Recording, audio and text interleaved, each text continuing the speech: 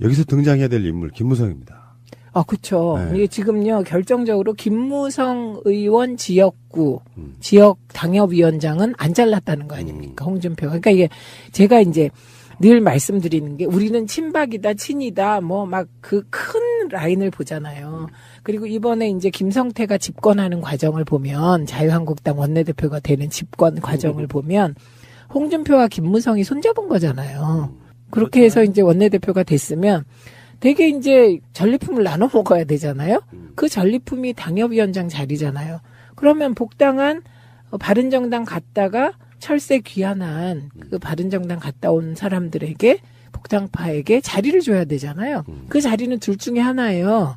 당직을 주거나 당협위원장을 보장하는 거거든요. 우리가 지난번에도 이게 진짜 어떤 순간이지만 홍준표와 김무성의 일대 전쟁이 벌어지게 된다. 그리고 누군가는 또 어부지리 하려고 짱 보고 이게 정치다 그런 얘기를 한 기억이 나는데요. 그래서 김무성은 지금 참으로 착잡한 그리고 철새 귀환의 쓴맛을 지금 온전히 맛보고 왜 당권을 놓치면 안 되는가 뭐 그런 생각들을 하고 있을 것 같고 또 바른정당 같은 복당파인 김성태 의원에 대한 배신감 지금 복잡할 것 같아요. 근데 여기서 뭔가 다른 거 한번 던져볼게요. 네. 색다른 시각으로 던져드릴 테니까 받아주십시오. 네, 네. 일단 홍준표 입장에서는 물론 당대표가 자기 친홍 당화시키는 건 어쩌면 당연할 수도 있는 거잖아요. 그런데 홍준표 자체가 친박도 배척의 대상이 아니라 자기 편으로 만드는 게 우선일 거라고 보거든요. 네. 자기한테 감정이 좀 나쁘지 않은 사람들은 자기 친홍으로 만드는 게 우선이라고 생각이 들면 네. 어차피 누군가가 뭔가를 얻으면 누군가는 잃는 구조인 거잖아요. 당협위원장 네, 같은 네, 경우는. 네. 그래서 김무성도 아직 당협위원장 자리 안 줬어라는 그 나름대로 이렇게 남겨둔 어떤 상황이 아닐까라는 생각도 해보거든요. 당연하죠. 네. 그러니까 그 홍준표 대표가 막말만 하는 게 아니에요. 끊임없이 계속 머리를 회전하면서. 우리 같은 이제 그 속물들은 짱구 굴린다고 합니다. 표현을. 뭐 그런 거죠. 그러면서 권력 투쟁을 하고 있는 거거든요. 저 과정은 헤게모니 투쟁의 과정이잖아요. 그러니까 저희 구리 남양주를 보면요. 박창식 잘렸어요. 구리 당협위원장이었거든요. 이분은 박근혜 대통령이 굉장히 알뜰하게 챙긴 분으로 알려져 있습니다. 이분이 이제 프로덕션을 했는데요. 그리고 이분이 PD 출신이라고 해요. 그래서 연예인들을 많이 알고 그런저런 인맥으로 박근혜 대통령 총애를 받아서 우리 지역으로 온 현역 자유당 의원이 박창식을 박근혜 대통령이 너무 챙기니까 그 당협위원장도 박창식한테 뺏겼던 거거든요. 근데 참 세월이 바뀐 거죠, 지금. 그다음에 나머지 친박, 그러니까 일각에서는 뭐 서청원 계열이다, 또 홍문종 계열이다라고 알려졌던 그 남양주의 갑을 지역위원장이 다 잘렸어요. 그리고 친박 핵심인 지금 주모 의원, 친박 핵심 중에 핵심이죠. 왜냐하면 박근혜 청와대에서 김기춘 비서실장 시절에 정무비서관을 했기 때문에 핵심 중에 핵심인데 살아남았어요. 그러니까 그런 식으로 이제 친박도 자르고 막 이렇게 합니다. 그런데 남기는 거예요. 그것도 이제 디바이드 앤 롤. 그러니까 분열 정책이죠. 친박 분리 정책. 그리고 거기에는 이제 할 수 있는 모든 게 동원되지 않겠습니까? 혹시 학맥이 있나? 저 성향이 좀 그런가? 뭐 다 분석해서 그런 과정이고요. 김무성도 마찬가지입니다. 김무성 의원도 저는 좀 이따가 김무성 의원이 갑자기 서청원 만날지도 모른다고 생각해요. 공개적으로. 정치적인 무게감으로 보면 홍준표나 김무성이나 서로 섞이기는 좀 힘든 구조라고 봐요. 자기들 아우라가 나름대로 있는 사람들이잖아요. 그러니까 김무성 입장에서는 소가리가 엄청 그러니까 어떤 상황인지는 모르지만 또 홍준표 스타일로 보면 이게 김무성한테 기다려달라 이런 느낌은 아닐 것 같고 뭔가 좀 갖고 노는 것 같은 느낌일 것 같아요. 어차피 목줄은 본인이 지고 있는 상태이잖아요. 그렇죠. 네. 당대표니까. 그리고 내년 6월 지방선거까지 어느 당도 당대표 흔들기가 힘들죠. 근데 안철수 대표는 스스로 흔들어서 스스로 뭐 어떻게 하겠다니까 아주 독특한 케이스예요. 그건. 선거 앞둔 이합 집산이 그게 이제 순기능 역기능이 있는데 이게 위험 요인도 많은 거거든요. 그러니까 스스로 당을 흔들어서 내 살 길을 찾겠다. 그러니까 이게 선당 후사가 아니라 선사 후당 같은 느낌 뭐 그런 게 좀 있거든요. 그래서 저는 이제 또 하나 예측해 보는 게, 지금 이제 경기 동북부의 맹주, 친박 맹주가 홍문정 의원으로 되게 알려져 있습니다. 그러면 지금 홍문정 의원과 홍준표 대표는 어떤 관계냐면 일시적 휴전 관계로 보여요. 그리고 네. 표도 정말 얼마 안 남았잖아요. 네. 네. 그래서 그런 관계고, 그러면 이제 김무성 의원 입장에서 보면 이제 친박에 대한 태도를 달리 하겠다고 생각하면 또 홍문정 의원과 김무성 의원이 만날 수도 있죠. 그러니까 앞으로 되게 복잡하고 혼란스러운 상황이 전개될 것 같습니다. 홍준표는 나름대로는 굉장히 머리를 써서 김무성에게 사실은 그런 느낌 아니에요? 나한테 충성해.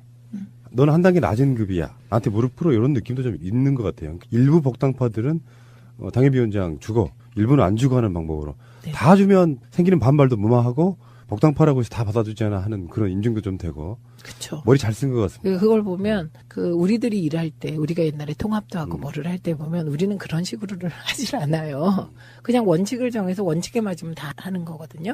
그리고 원칙에 안 맞으면 안 하고. 그러니까 그 정치를 오래 하신 분들이 우리 세력을 보면 참 저 진짜 수가 났다 이렇게 생각하시면서 비웃고 그러실 것 같은데 결국은 끝은 다른 것 같아요. 원칙을 지킨 세력은 결국은 국민적 동의가 오는데 원칙 없이 지금 그걸 일종의 뭐 그게 전략이라고 하지만 그거 뒤집어서 얘기하면 술수거든요. 그러면 국민들은 그건 너무 싫어하시는 것 같아요. 돌아가는 분위기를 보니까 네. 홍준표가 정말 비열하다는 생각도 좀 드는 게요. 저쪽의 분위기 보도를 보니까 어떤 느낌이냐면 진짜로 김무성이 부글부글 한다는데 그렇다고 김무성이 또 나갈 수도 없잖아요. 그쵸. 그러니까 어차피 이 사람은 퇴로가 막힌 상태. 또 나가면 그냥 바보 인정인 거고 당내 투쟁을 해야 되는 상황인데 홍준표가 당대표다 보니까 홍준표 쪽으로 몰리는 사람들은 많아질 것이고 정말로 고립무원이 될 것인지 아니면 어느 날 손을 내밀 것인지 여러 가지로 복잡해지네요. 그렇죠. 그리고 보통은 이제 이런 경우 복당파의 수장 비슷하게 김무성 의원이 계속 얘기가 되면 김무성 의원 지역구 정도는 보장하는 게 과거에 자유한국당 네. 쪽의 셈법이었어요. 근데 이제 홍준표 대표는 그 셈법을 과감하게 깬 거죠. 그게 어떤 후폭풍을 몰고 올지는 그 또한 예측 불허다. 그러고 보면 우리 홍 선생이 승부사이긴 승부사예요. 어떻게 바로 옆에 최고위원을 그렇게 잘라냅니까? 그러니까요. 그러니까 기존의 그쪽 진영의 문법, 자유한국당의 문법도 다 깼다니까요. 제가 어제 방송에서 그랬습니다. 홍준표를 평생 처음으로 칭찬하게 됐다. 유해에 잘라낸 거. 일단은 직원을 쳐내놓고 보자. 사람도 아닌 사람들 옆에다 놓고 말이야. 알겠습니다. MBC 이야기를 잠깐만 하겠습니다. 의원님 앞에서는 언론 이야기를 안 할 수가 없어요. MBC 보도는 다음 주부터 정상화된다고 하더군요. 최승호 사장의 이야기를 들어보면 뭐 SNS 등에 보면 예. 26일 저녁 8시에 MBC 뉴스데스크 지금 임시로 뉴스하고 있거든요. 네. MBC 뉴스데스크가 재개되는데 네. 앵커에는 이제 해직 기자 출신의 박성호 기자하고 손정은 아나운서가 맡기로 했다고 이야기합니다. 근데 이 둘이 쫓겨나기 전에 그 뉴스데스크를 진행하던 팀이네요, 보니까. 예, 그러니까 5년, MBC의 치욕의 5년을 인정하지 않고 다시 시작하겠다는 뜻이네요. 아, 그 의미는 굉장하네요. 그 네, 느낌이요. 네, 그거예요. 야, 어쨌건 사실 이런 논란들이 있잖아요. 너무나 잘 아시겠지만 최승호 사장을 어떤 스탠스로 볼 거냐. 최승호 사장은 그냥 PD고, 예, PD고 정파성이 별로 없는 인물이에요. 예, 그래서 이게 이제 제가 방송위원회 부위원장을 하면서 보면 이제 와서 고백하자면 저는 MBC가 좀 노무현 대통령에 대해서 우호적인 보도는 아니라도 조중동 같지 않은 보도를 해줬으면 좋겠다는 바람이 있지 않겠습니까? 근데 이제 제가 그걸 직접 뭐 사장한테 얘기하겠어요? 뭐 얘기하겠어요? 그런데 가끔 가다 보면 KBS도 MBC도 조중동 쫓아가면서 너무 속상하게 하는 거예요. 그때 분통 터지는 일들이 있었죠. 그러니까 그래서 섭섭한 게 너무 많았어요. 제가. 이거는 이제 저의 정파적인 바람인 거죠.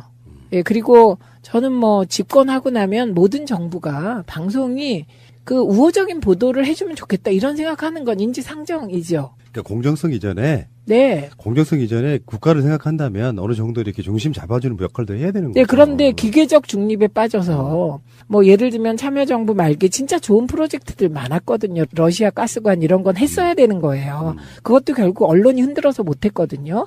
그런데 언론이 흔들 때 언론 흔들지 마라. 이건 필요한 일이다라고 공영방송이 해주는 게 저는 국익에 맞다고 봅니다. 맞습니다. 근데 그렇게 안 했기 때문에 섭섭함이 너무 많아요. 그런데 또 하나 섭섭함은 뭐냐면 제가 같이 언론운동을 오래 하면서 보면 이명박근혜 정부 때 그들이 보여준 태도가 너무 약한 거예요. 우리한테 할 때에 비해서. 그래서 그런 게 있었어요. 그런데 지난 9년 동안 너무나 고생을 하면서 기계적 중립하지 않겠다고 하니까 지켜보겠습니다. 그래서 MBC 뉴스 안 봐요, 아직. 네. 그리고 어떤 면에서 보면 언론의 공정 보도란 정답은 없어요. 정답은 없어요. 다 만족시키는 방송은 사실 불가능하죠. 그래서 있는 그대로만 보도해라. 이게 저는 제 생각이고요. 자, 알겠습니다. 생각이 들면 네. 어차피 누군가가 뭔가를 얻으면 누군가는 잃는 구조인 거잖아요. 당협위원장 같은 경우는. 네. 그래서 김무성도 아직 당협위원장 자리에 안 줬어라는 그 나름대로 이렇게 남겨둔 어떤 상황이 아닐까라는 생각도 해보거든요. 당연하죠. 네. 그러니까 그 홍준표 대표가 막말만 하는 게 아니에요. 끊임없이 계속 머리를 회전하면서. 우리 같은 이제 그 속물들은 짱구 굴린다고 합니다. 표현을. 뭐 그런 거죠. 그러면서 권력 투쟁을 하고 있는 거거든요. 저 과정은 헤게모니 투쟁의 과정이잖아요. 그러니까 저희 구리 남양주를 보면요. 박창식 잘렸어요. 구리 당협위원장이었거든요. 이분은 박근혜 대통령이 굉장히 알뜰하게 챙긴 분으로 알려져 있습니다. 이분이 이제 프로덕션을 했는데요.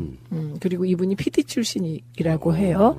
그래서 연예인들을 많이 알고 그런저런 인맥으로 박근혜 대통령 총애를 받아서 우리 지역으로 온 현역 자유당 의원이 박창식을 박근혜 대통령이 너무 챙기니까 그 당협위원장도 박창식한테 뺏겼던 거거든요. 근데 참 세월이 바뀐 거죠, 지금.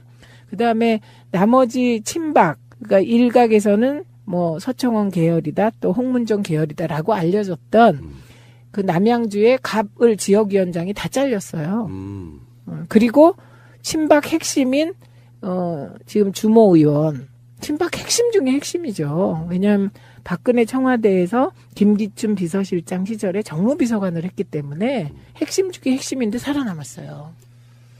그러니까 그런 식으로 이제 친박도 자르고 막 이렇게 합니다. 그런데 남기는 거예요. 그것도 이제 디바이드 앤 롤. 그러니까 분열 정책이죠. 친박 분리 정책. 그리고 거기에는 이제 할 수 있는 모든 게 동원되지 않겠습니까? 혹시 항맥이 있나? 저 성향이 좀 그런가? 뭐 다 분석해서 그런 과정이고요. 김무성도 마찬가지입니다. 김무성 의원도 저는 좀 이따가 김무성 의원이 갑자기 서청원 만날지도 모른다고 생각해요. 공개적으로. 정치적인 무게감으로 보면 홍준표나 김무성이나 서로 섞이기는 좀 힘든 구조라고 봐요. 자기들 아우라가 나름대로 있는 사람들이잖아요. 그러니까 김무성 입장에서는 소가리가 엄청 그러니까 어떤 상황인지는 모르지만 또 홍준표 스타일로 보면 이게 김무성한테 기다려달라 이런 느낌은 아닐 것 같고 뭔가 좀 갖고 노는 것 같은 느낌일 것 같아요. 어차피 목줄은 본인이 지고 있는 상태이잖아요. 저 당대표니까. 그리고 내년 6월 지방선거까지 어느 당도 당대표 흔들기가 힘들죠. 근데 안철수 대표는 스스로 흔들어서 스스로 뭐 어떻게 하겠다니까 아주 독특한 케이스예요. 그건. 선거 앞둔 이합 집산이 그게 이제 순기능, 역기능이 있는데 이게 위험 요인도 많은 거거든요. 그러니까 스스로 당을 흔들어서 내 살 길을 찾겠다. 그러니까 이게 선당 후사가 아니라 선사 후당 같은 느낌 뭐 그런 게 좀 있거든요. 그래서 저는 이제 또 하나 예측해 보는 게 지금 이제 경기 동북부의 맹주, 친박 맹주가 홍문종 의원으로 되게 알려져 있습니다.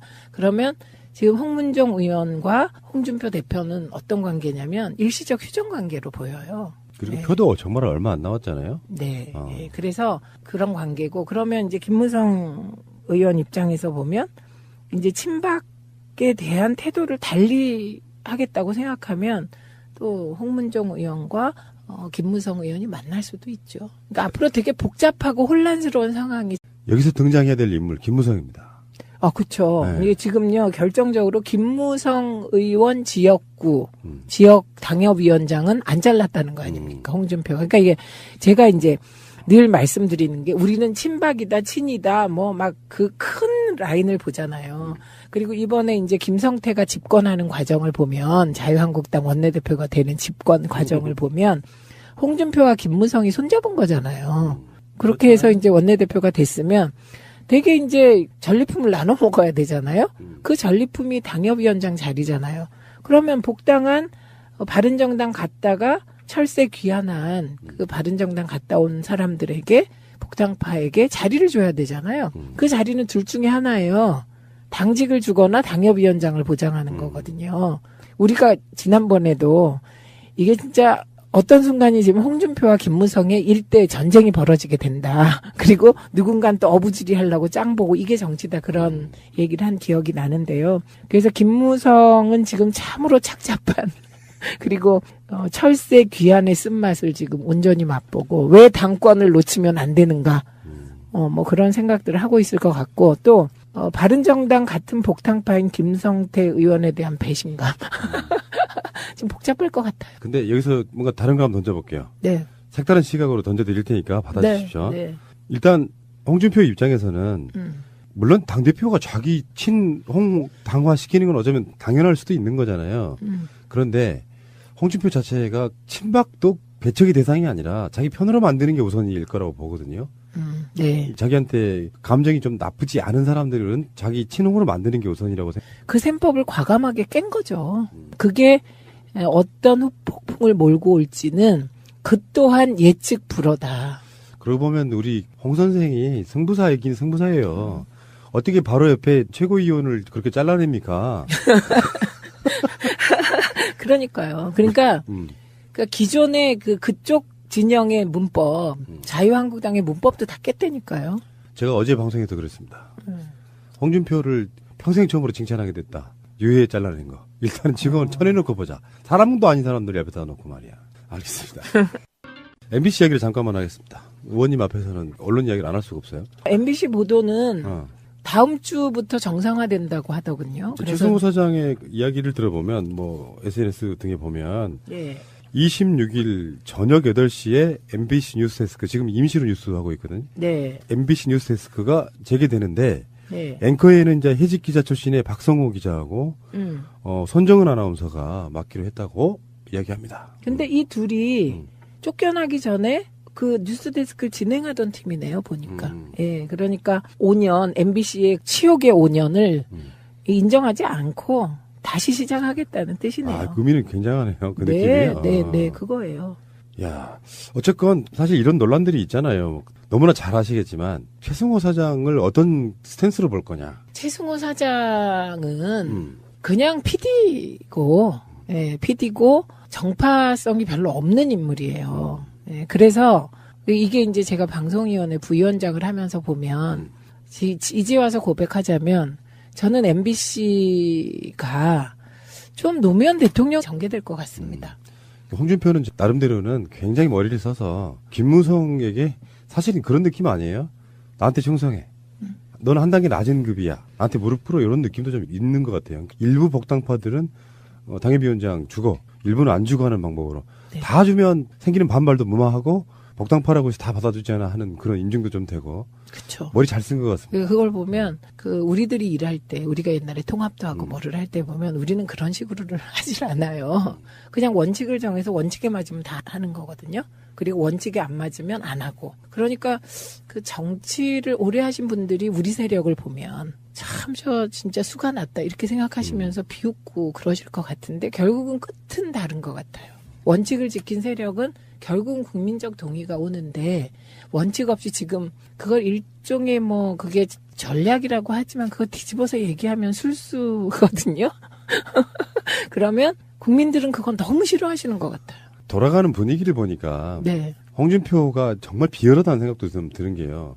저쪽의 분위기 보도를 보니까 어떤 느낌이냐면 진짜로 김무성이 부글부글 한다는데 그렇다고 김무성이 또 나갈 수도 없잖아요. 그쵸. 그러니까 어차피 이 사람은 퇴로가 막힌 상태. 또 나가면 그냥 바보 인정인 거고 당내 투쟁을 해야 되는 상황인데 홍준표가 당대표다 보니까 홍준표 쪽으로 몰리는 사람들은 많아질 것이고 정말로 고립무원이 될 것인지 아니면 어느 날 손을 내밀 것인지 여러 가지로 복잡해지네요. 그렇죠. 그리고 보통은 이제 이런 경우 복당파의 수장 비슷하게 김무성 의원이 계속 얘기가 되면 김무성 의원 지역구 정도는 보장하는 게 과거에 자유한국당 네. 쪽의 셈법이었어요. 근데 이제 홍준표 대표는